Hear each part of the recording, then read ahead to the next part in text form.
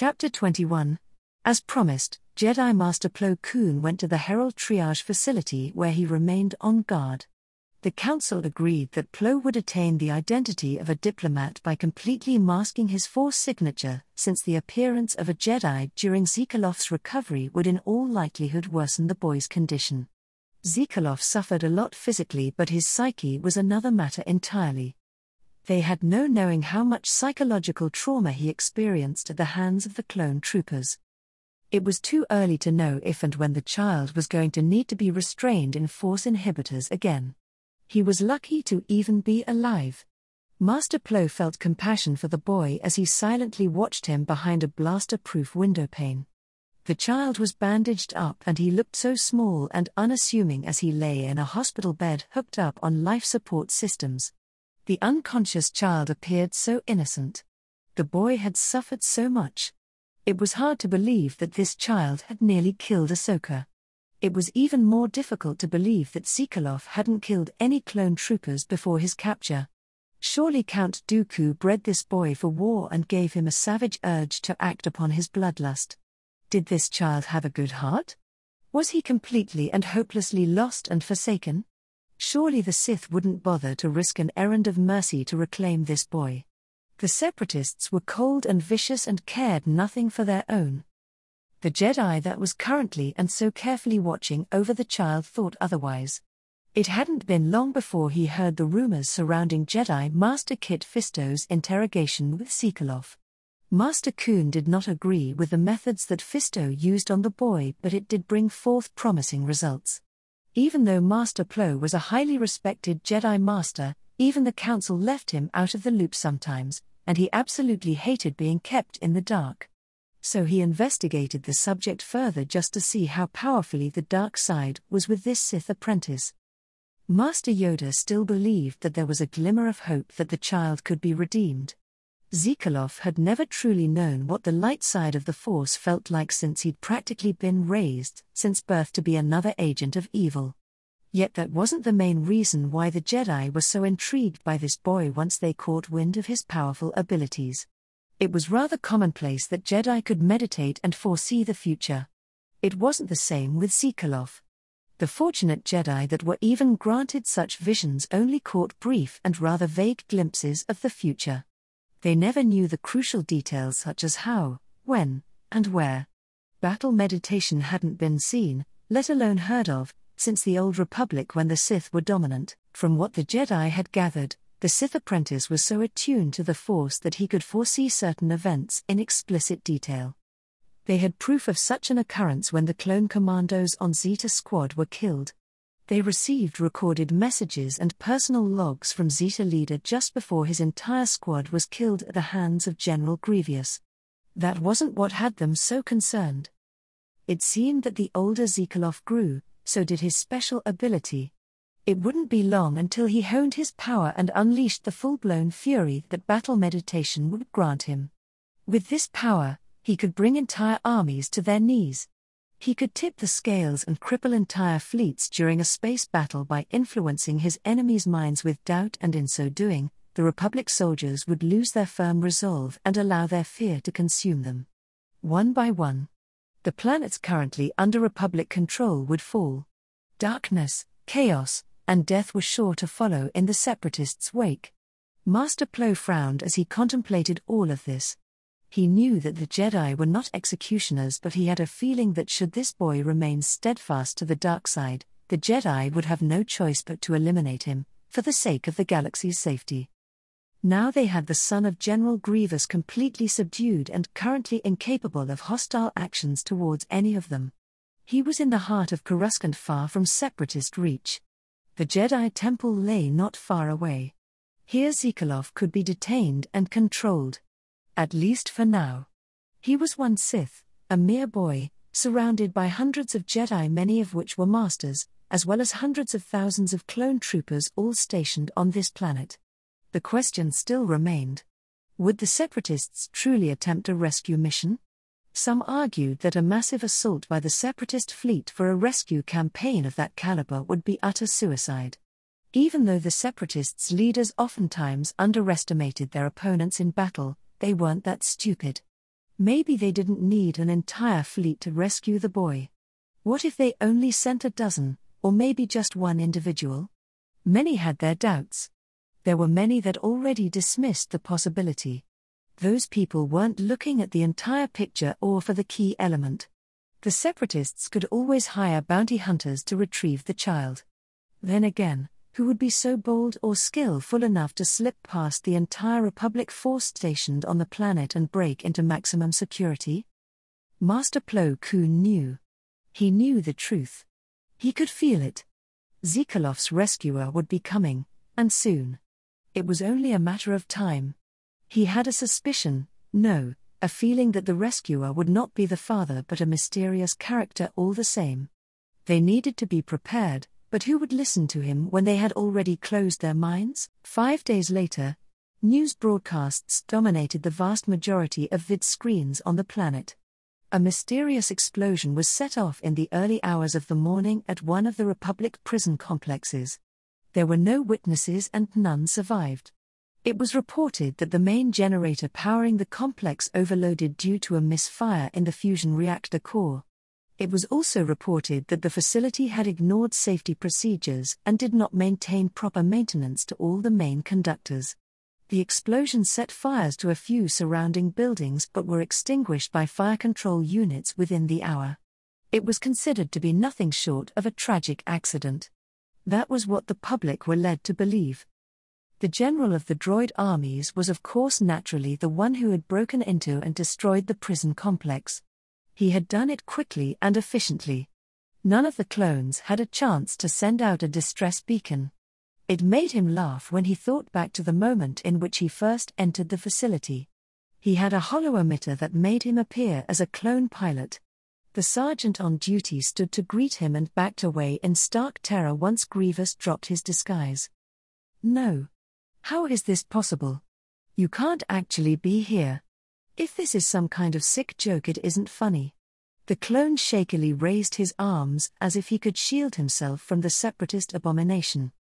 The clone backed away as the Kalish cyborg activated a pulsing green lightsaber. The general of the droid armies ignored any pleasantries and cut to the chase. "My son Zikalov, where is he?" The clone shook his head in the negative. "He's not here anymore. They moved him somewhere else." "Where?" "They never told me. I'm new here, I've only been here 2 days." The clone backed away as Grievous slowly stalked closer towards the helpless trooper. His fury was unmistakable.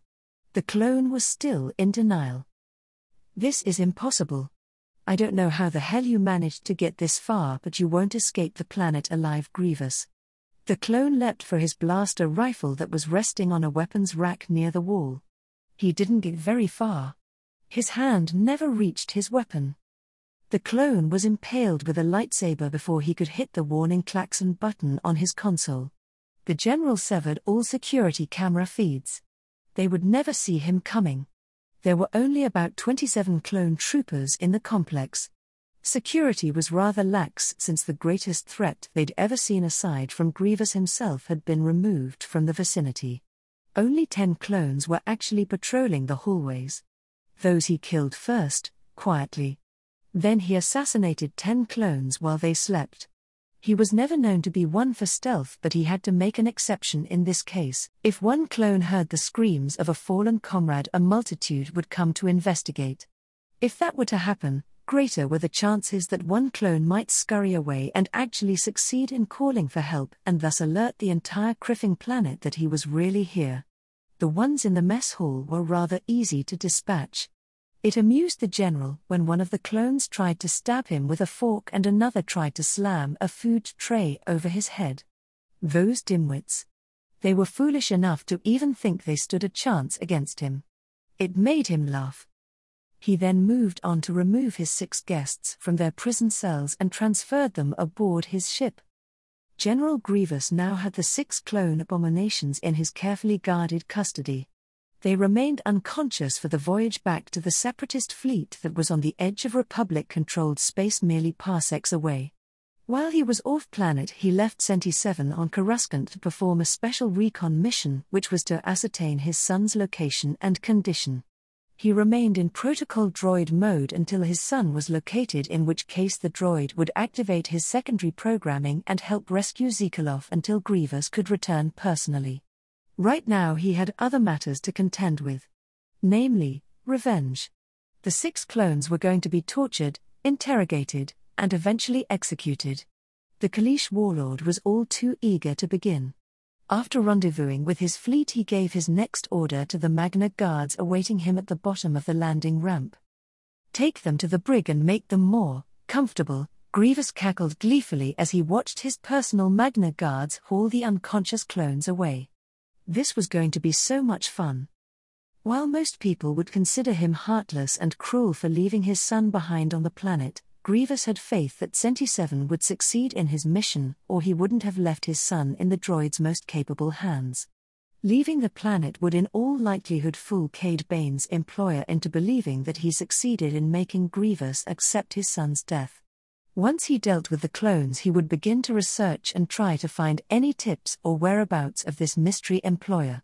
He had a feeling that whomever turned him away from Coruscant, if they had in fact known that his son was still alive, had a more nefarious purpose in store for Zekalov. Perhaps an agenda that would bring his son greater harm than the 6 wretched clones had. This did not sit well with him at all. He couldn't begin to imagine who it might be. He kept this information to himself and left out his conversation with the bounty hunter when he gave Dooku an updated report on his exploits. His son had been terribly wounded by the clones, but he was not dead. That's all the Count needed to hear. The general knew that finding his son would be like finding a vibroblade in the depths of Marnan's vast oceans. It could be weeks or even months before his son was even located. Once Count Dooku received the general's report concerning the wounded child's health, he had been gracious enough to give Grievous 1 standard galactic month in which to find and save young Zekalov. That gave him 49 days. Why was Dooku being so generous after the promised threats he made upon his son should he go before the Jedi Council or reveal any separatist secrets? Shouldn't he wish the child dead? It was rather odd. Perhaps the Count wasn't the secret employer. Nevertheless, the general of the droid armies was going to be certain that he beat the deadline, even at the cost of his own life. Grievous ordered his Magna Guards to alert him once the clone prisoners regained consciousness. He then returned to the command deck and sat in his chair, already formulating the future plans he had in store for the 6 clones that were now on death row. They most likely would have been executed for the crimes they committed for high treason and attempted murder of an innocent boy. The Republic would have granted them a quick execution, relatively pain-free and most humane. The Republic were weak with their methods and were blinded by their compassion. Traitors and murderers should be treated accordingly.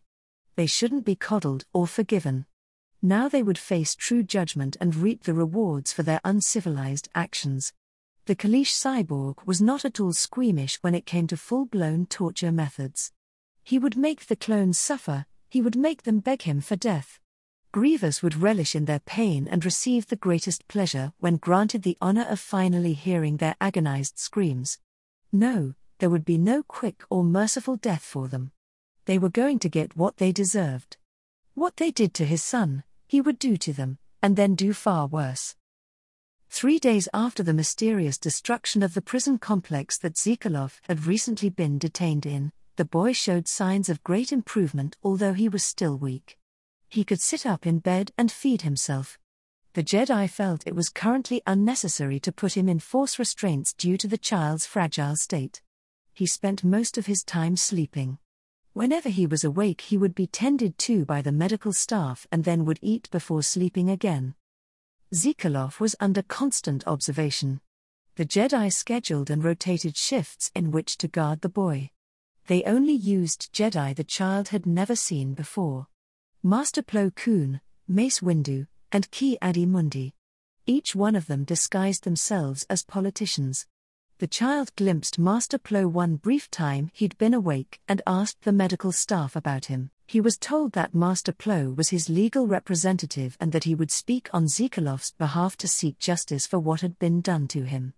The answer satisfied the child, for he slipped into unconsciousness once again. Another 3 days passed and everything was proceeding as it should. There were no disturbances or reports of any unusual activity that might warrant an investigation in regards to Zikalov's whereabouts and safety. The following day was a different matter entirely.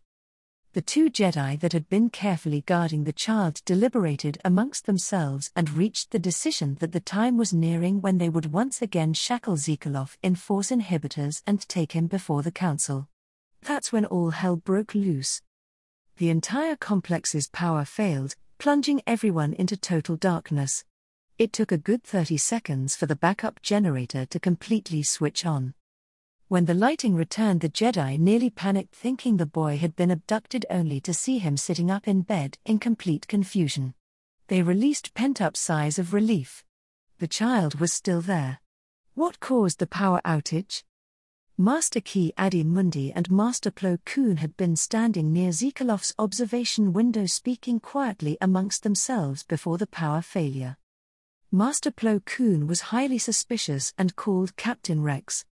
"Captain, can you explain the cause of this power failure?" "I'm not quite sure, sir. My men are looking into it now." "Was your generator or power cord tampered with?" "If you are accusing my men of sabotage, that is out of the question." Rex answered defensively but then lowered his head. "I'm sorry, General. I overstepped my bounds. I just need you to know that every trooper stationed here are my most loyal. We will have an answer for you shortly." Captain Rex bowed respectfully and left the 2 Jedi to seek out his repair team. "Perhaps it was a simple malfunction," Ki-Adi-Mundi suggested. "What are the odds of a power failure here? This medical facility is quite new." Plo Koon shook his head in complete disagreement.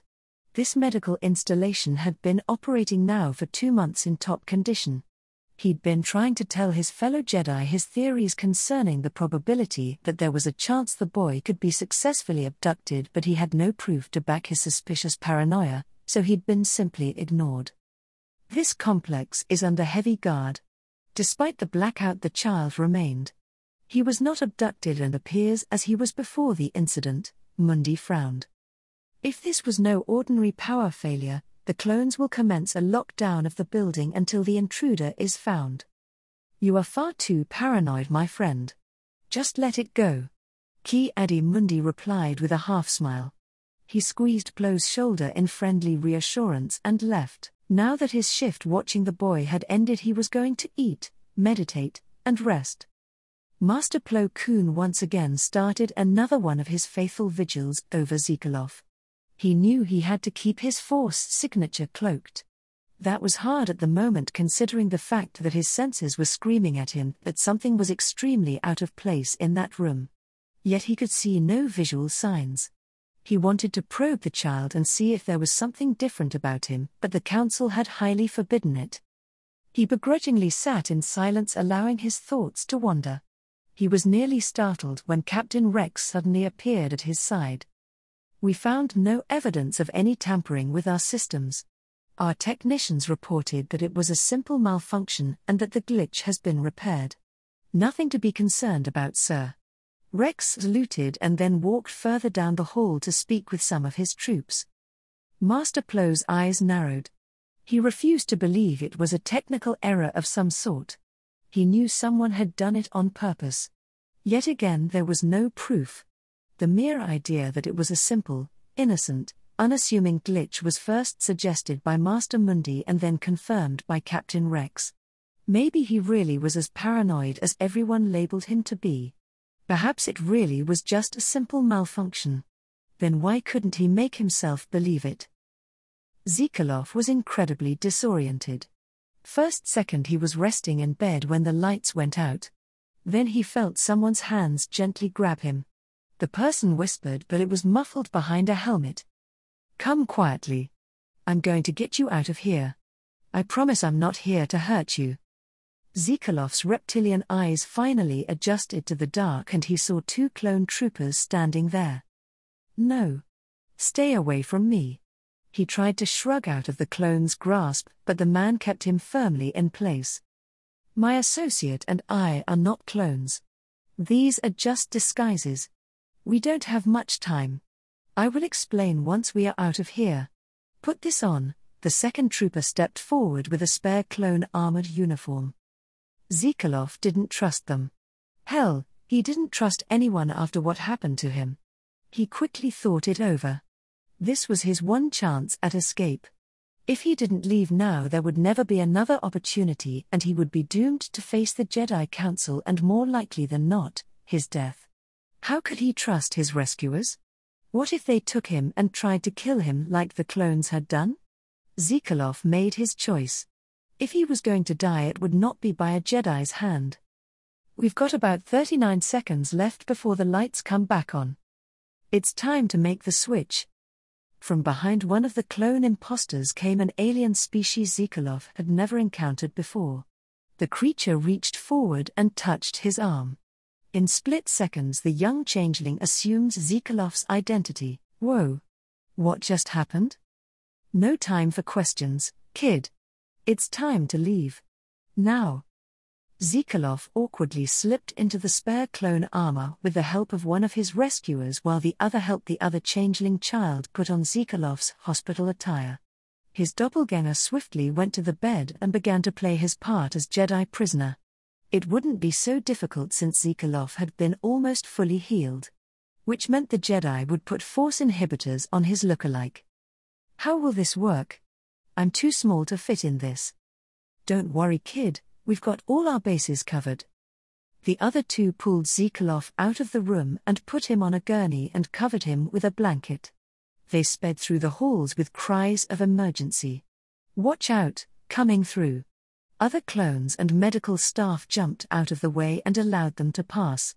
It was a hospital after all. They made it out of the Herald triage facility with 5 seconds to spare. There was an ambulance shuttlecraft prepped and waiting for them. They loaded Zikolov in and lifted off. One of the two piloted the shuttle while the second remained in the back with Zikolov. The two clone imposters took off their helmets once they were well away from ground zero. They were right. They were definitely not clones. They did resemble each other, however. Who are you guys? Zikolov asked suspiciously. We're just simple mercenaries. I'm Davin and that's my brother, Merak. Do you work for the Separatists? No. We are neutral freelancers. We'll take on assignments from either side, as long as the pay is good. I can say this, however, we have no love for the Republic. Here, take this off and put these on. Zikolov obeyed the man without question and slipped out of the loose-fitting clone armor and into a different disguise that actually fit. Were these the clothes of a political dignitary?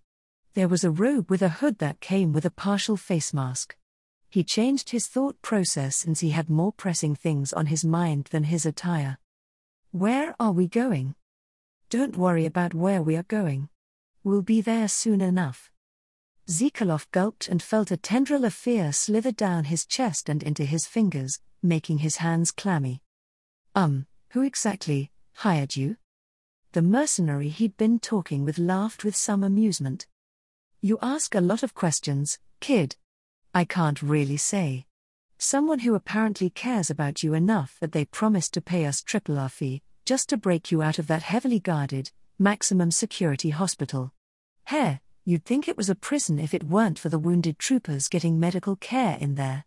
You must be pretty important if the Republic locked you up that tight.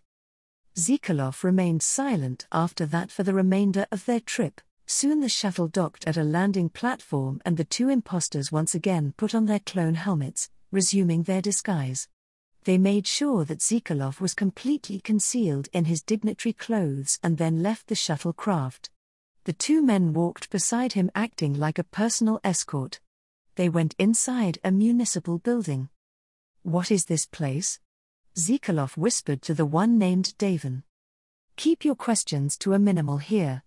This is the lower level of the Senate building. The Senate building?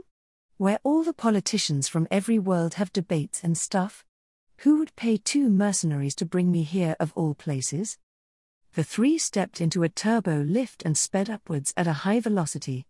Zikolov kept a careful eye on the floor levels they were passing. Right now they were at floor 59 and still climbing. Just when Zikolov thought the elevator ride would never end, they finally slid to a halt and the doors swished open. They walked down a hallway, past another, then took a hallway to the left and down. At the end they stopped before a door on the right. "Here we are." Davin rang the chime and 2 red guards greeted them upon entrance. There was no sign of the mercenaries' employer, but Zikolov had a feeling he was very close by. As a matter of fact, there was a black chair turned away from the door and facing the window. A voice rang out, one that sounded somewhat familiar to the Kalish boy, but he couldn't be certain if he'd ever met this mysterious individual before. "Guards, leave us." After the 2 guards left, Davin spoke. "We've brought the boy. It was no easy feat, but we managed it. Now with your permission, we will take our payment and leave." The mysterious man sitting in the large black chair had yet to reveal himself. "Your skills are to be commended. I trust you followed my instructions to the letter." "Yes, sir. We got in, made the switch, and left. We know nothing of this boy or why you want him, and frankly we don't care to know. We just did our job with the expectation of getting paid." There was a long, drawn-out pause, almost as if the man in the chair was probing Davin's mind to ensure that the mercenary was telling the truth. "Very well. Your promised fee has just been deposited into your off-world account. You may leave." Davin and his brother checked the datapads to confirm and verify that their employer had in fact held true to his word. "Thank you, sir. Pleasure doing business with you.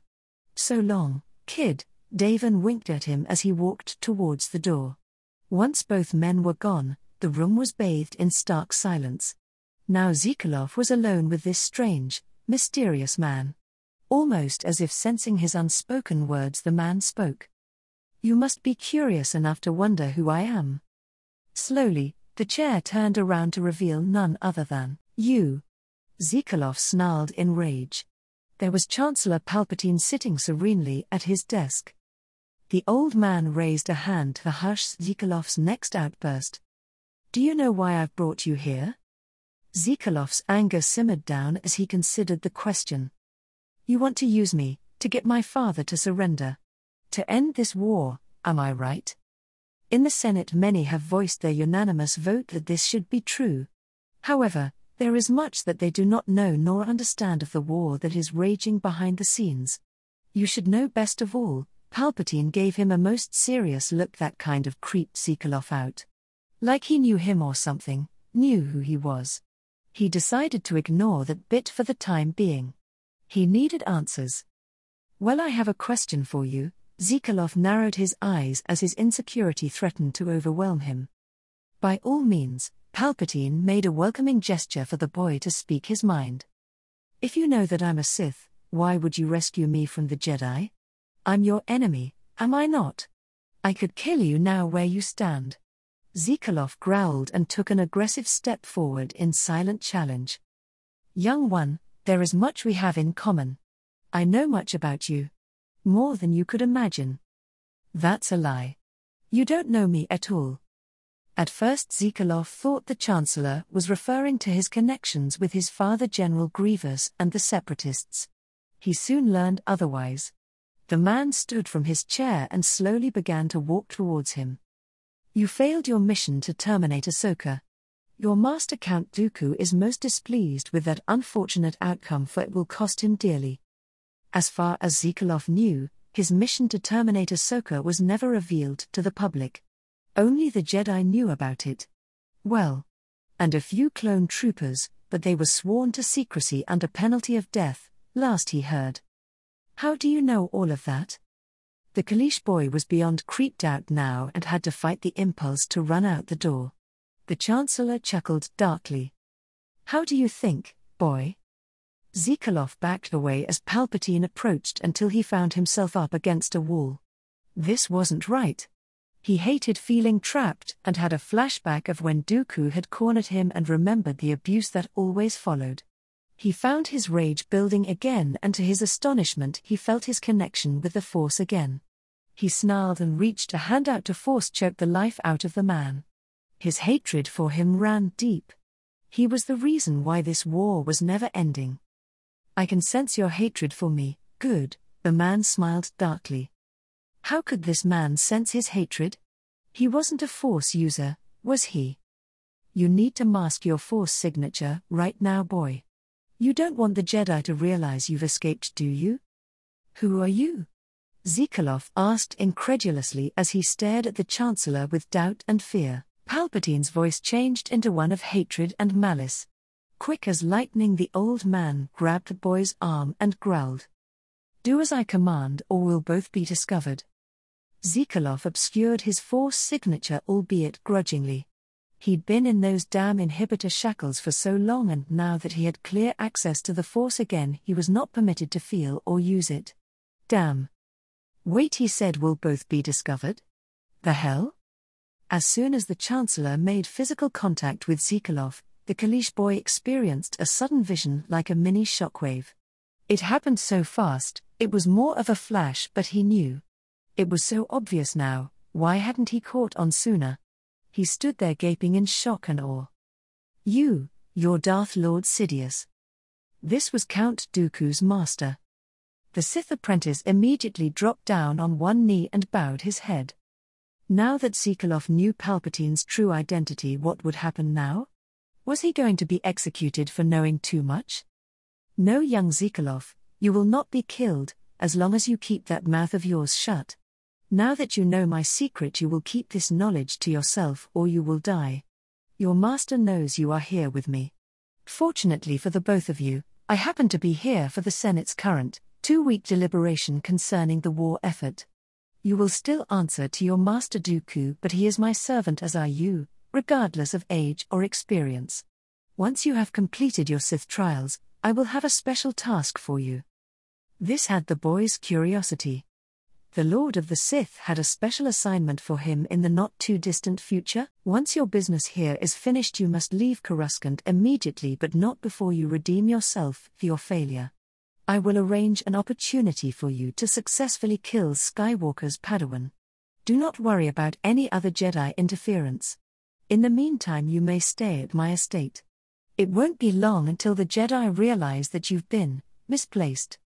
Yes, my master. Zikaloff grimaced at the automated response.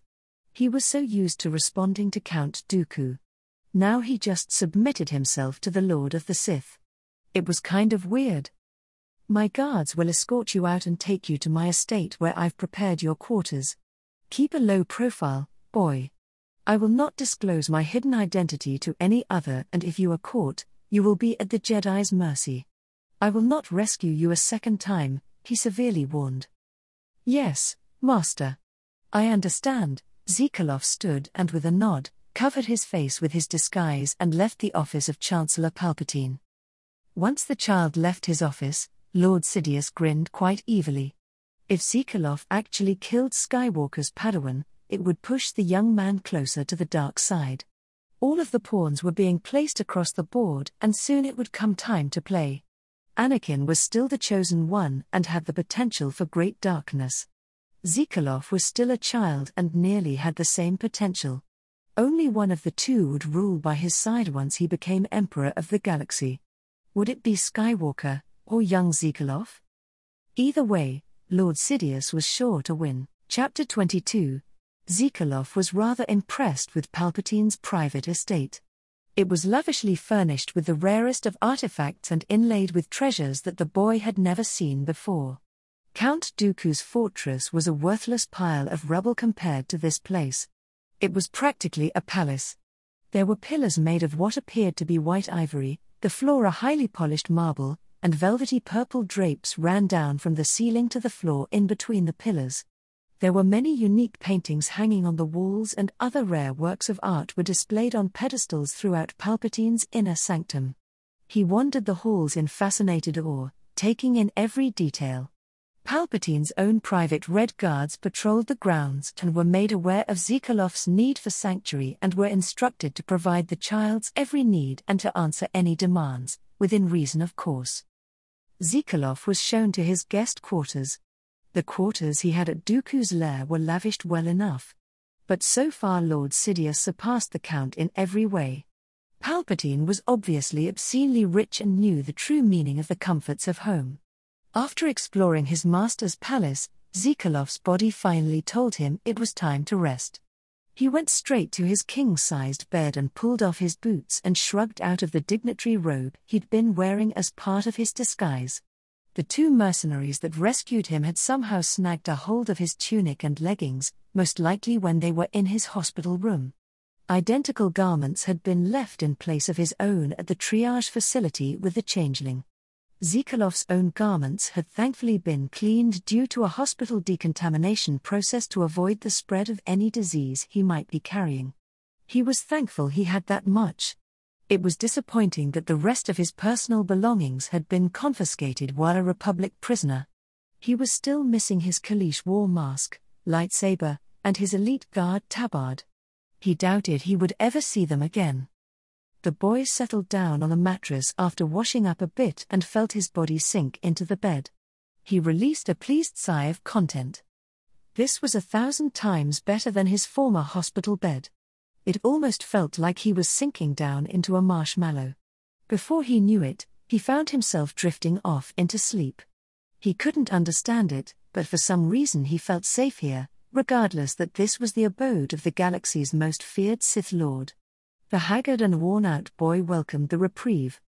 After all, the future was still uncertain, and after the hell he'd recently endured, any place that harbored him any protection and temporary peace from his enemies was most desirable.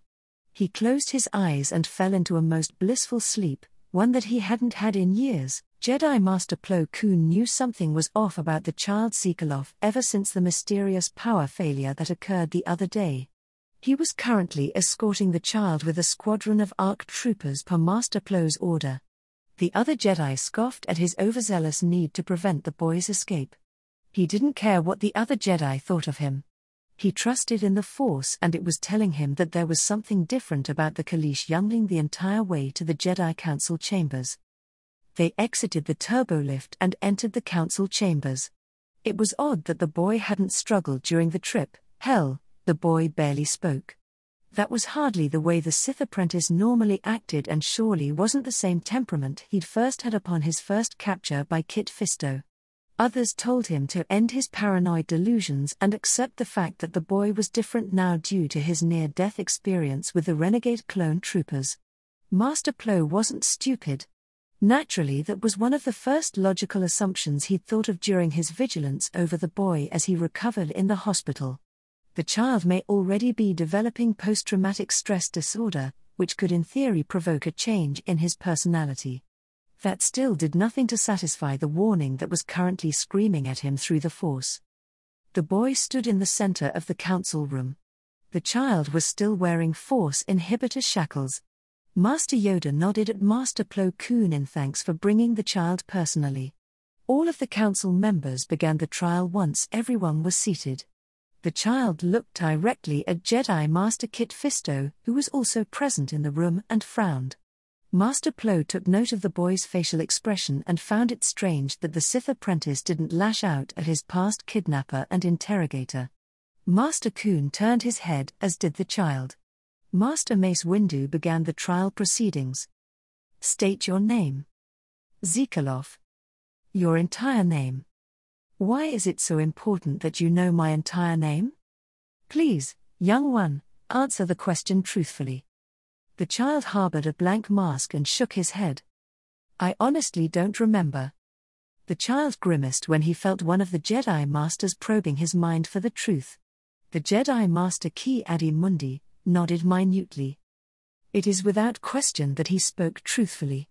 We may continue. How long have you been Dooku's apprentice? The boy looked confused and shifted his stance, causing the glowing blue Force inhibitor chains to clank. I'm not sure. I was little. I don't know exactly. The Jedi once again probed his mind and must have found the answer satisfactory because the interrogation continued. The young changeling currently playing Zikalov's role knew that it was only a matter of time before he was discovered. He was a damn good imposter for one so young, but even he knew his own limits. It was very difficult shielding his mind from the powerful Force probes these Jedi forced on him. What planet are you from? Callie. Have you ever lived with your father, General Grievous? Yes. How long were you in contact with him? Only for a few years before Dooku took me in. Do you know where he or his fleet might be right now? The boy frowned and glared daggers at them. Even if I knew, I wouldn't tell you. They once again probed his mind, and Yoda frowned. There was a part of this child's mind that was completely blocked. Yoda remained silent and simply observed the proceedings. He would question the child personally in due time. Do you have the power and ability to foresee the future? Master Windu questioned. The young boy felt sweat begin to bead on the side of his face. He swallowed a thick lump in his throat and found it difficult to answer. It felt like someone shoved cotton in his mouth. He was paralyzed with fear. He knew that his false identity was compromised, and that the Jedi were about to learn the truth. There was a dark Jedi that claimed to be the Lord of the Sith that used the Force to imprint knowledge and program his mind to ensure that highly sensitive secrets were kept out of reach from the Jedi. Once the changeling was discovered, his mind would automatically be wiped clean so that the Jedi would not have the opportunity to interrogate him and know Zekalov's true location and to keep secret the identity of the Lord of the Sith. It did frighten the changeling that his mind would soon be wiped clean. He did feel a little relieved and quite happy that his family had been generously paid for this job. He was still afraid of the unknown. One of two things were about to happen. Either he himself would answer the question and trigger the mind wipe, or the Jedi that had been probing his mind would trigger the same event. The result would occur either way. Do you possess that ability, yes or no? Windu further pressed. The boy held his chin up and laughed. It was pretty humorous to see just how confused the Jedi were at his reaction. The young impostor then grew serious and swept the Jedi Council members one at a time with glimmering eyes and a haughty smirk. Once he finally locked eyes with Master Yoda, he answered with a defiant air and with dark laughter still in his voice. He spoke one word, the one word that would end it all. No. A few seconds later, there sprawled out on the floor was not Zekalov, but a changeling. The council chambers immediately erupted into chaos.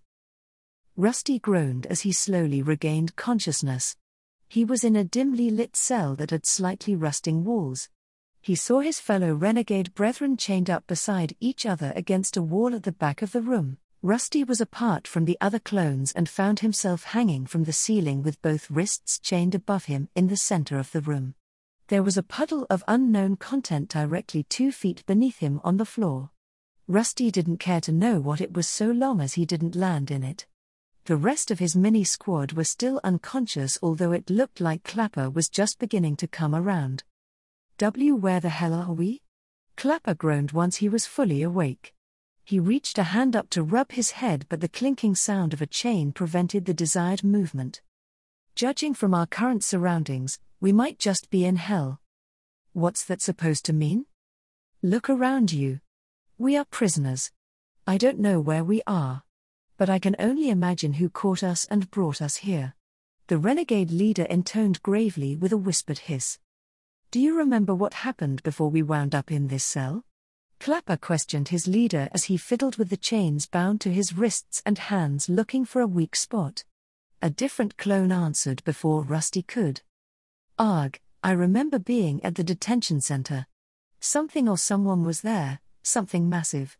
I heard clones screaming as they died, Swift answered with a groan as he awoke just in time to hear Clapper's question. One by one the other 3 renegade clones regained their senses as well and returned to the world of the waking. Well, wherever we are and whomever shackled us up at least had the decency to leave us in our armor, Avalanche spoke optimistically in the hopes of lightening the mood. It didn't have the desired effect he'd been looking for. Yeah, how long do you think that will last? Prisoners usually get tortured. They'll strip us of our armor soon enough, Rusty growled with narrowed eyes. I don't care where we are or who is responsible for capturing us, but I say we need to find a way to escape. Scud started to panic as he yanked on his chains in a desperate attempt to get loose. How the hell do you plan on doing that? We are chained up, you idiot, Clapper snapped at Scuds and kicked him in the leg. Yeah, What are you going to do, chew your arm off? Skid scoffed. All right then, who had the brains to even mention that we must find a way to escape? That would be me. Scuds then attempted to punch Skids, but his chains prevented him from carrying out his intended action. If you're so smart, then why don't you come up with a miraculous solution? Clapper gestured rudely. You three, shut up. With all this racket, it's amazing that no one has come to greet us, Avalanche cried with indignation. Enough, Rusty shouted to shut up his squabbling teammates. You're all acting like a bunch of grunt-level recruits. We are already running out of time. It's only a matter of minutes before someone comes to check on us. Now, I don't see any security cameras, so when they come we need to play dead. How do you know that will even work? Do you have a better idea? Rusty growled. No. But I still think we should have a plan B. Swift strongly suggested. Like what? My ears are open for any suggestions, but the more we argue the less time we have. Rusty growled as he tested the integrity of the chains bound to his wrists from where he was hanging. His eyes widened considerably when something dawned on him. Shit. I'm first. The other clones stopped their whispered debate regarding possible escape methods at Rusty's words. What do you mean? Swift asked with dread. I'm in the center of the arena. I'm going to be tortured first. Their gracious host suddenly and quite unexpectedly arrived to greet them. The door slid open with a hiss, the bright light from outside the cell shadowed the figure hunched in the doorway. Knots of fear and dread ate away at their stomachs once the figure revealed himself and spoke. Welcome to my abode. I do hope you are comfortable. It's a privilege to finally meet you all face to face. No, General Grievous, Rusty whispered with wide eyes. It was then that Renegade Squad knew that none of them were going to walk out of their prison cell alive.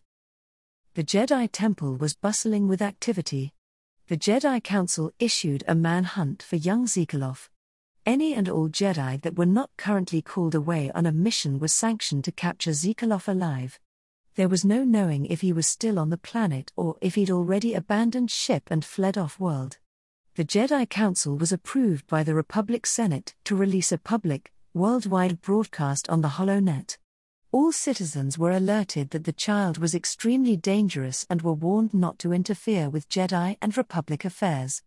They also broadcasted that the young Sith child was not a bounty and that no rewards were going to be issued if anyone were to successfully capture him.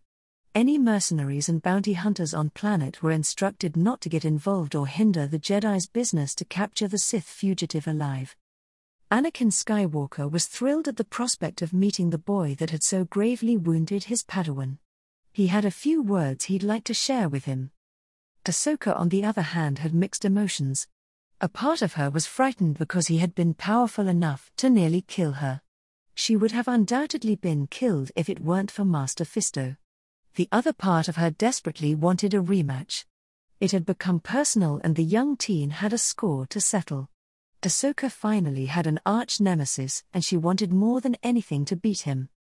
Anakin, on the other hand, refused to allow his Padawan out of the temple. He grounded her. She was very displeased, but she knew her master only wanted to protect her. She grudgingly obeyed, although she was ever vigilant for an opportunity to escape. Ahsoka did not plan on remaining at the Jedi Temple during the entire length of the manhunt. Who knew how long it would be before they found him? It could take weeks. No, Ahsoka definitely wasn't going to remain stranded at the temple while everyone else was out doing the job that she should be doing. It wasn't right. Then a few days later the news reached her ears that Zekalov was no longer on Coruscant and was last seen fleeing to the Yavin system. To say that it disappointed Ahsoka was the understatement of the century. Her hopes for a rematch fizzled out and died. Most of the Jedi Masters, including Anakin and most of the Council, were sent in pursuit of the boy, and Zekalov was sure to be captured within the week. The Jedi that weren't off-world completing other missions in regards to the war were out in hot pursuit of her newfound archenemy. Over 75% of the Jedi forces were off-world now. To Ahsoka it almost seemed like overkill to send so many Jedi after Zekalov. She supposed they wanted him so desperately for a number of reasons. For one, he was too dangerous to be allowed to roam free unchecked throughout the galaxy. Even though he was still a preteen didn't make him any less formidable. She went to rest on her sleeping mat. She closed her eyes and felt her breathing slow. Right before she could actually sleep she felt it. No, she felt him. Impossible, Zekalov is still here on the planet. How did he manage to fool everyone into believing he had escaped? Ahsoka decided she would figure out the answer soon enough. She changed into her customary clothing and grabbed her lightsaber. She clipped it to her belt and made sure her comlink was secured as well. She planned on scouting. The young Padawan decided that once she located Zekalov she would call the temple for backup rather than engaging single-handedly with him. Ahsoka knew it was unwise to be reckless since her last encounter with him. She left the Jedi Temple and ran with all haste. "I'm going to find you, Zekalov, and by the Force you will not escape." Zekalov awoke with a yawn and stretched. That had to be the best sleep he'd had in years. He got up and freshened up. He was startled to find his clothes missing. The hell? He searched high and low and couldn't find a trace of them.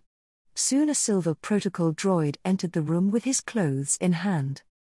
"Master Zekalov, your clothes have been cleaned and pressed. You may go now to the dining hall." The boy leaned forward and stared at the droid with sharp-eyed scrutiny. "Do I know you? I am C-4479, Human-Cyborg Relations, service to provide the needs of Master Palpatine and his esteemed guests. Would you like me to show you the way to the dining hall?" This was definitely not Senti-7.